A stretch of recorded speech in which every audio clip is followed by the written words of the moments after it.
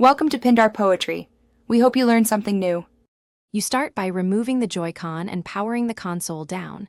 This prevents accidental inputs and gives you space to work.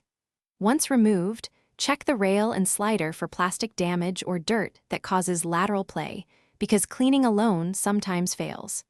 Now apply a 0.5 mm strip of double-sided or foam tape along the inside edge where the controller contacts the rail. Press firmly so the controller gains friction and reduces sliding without altering electrical contacts.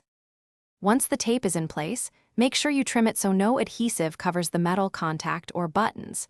Leave about 1 to 2 mm clearance near connectors so nothing interferes. Reseat the Joy-Con and slide it slowly to feel where play remains, because pinpointing the loose zone lets you add more targeted padding. If sliding continues, stick tiny adhesive silicone bumpers at the rails, high play points to create localized compression without stiffening the whole rail. You finish by testing inputs and sliding behavior in real gameplay for at least 10 to 15 minutes, because short checks miss heat and wear effects.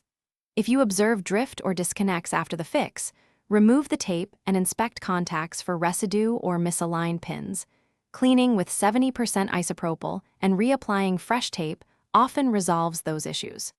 If problems persist or the plastic rail is cracked, replace the rail assembly or consult a repair technician to avoid damaging. Thanks for watching. Consider subscribing if we helped you.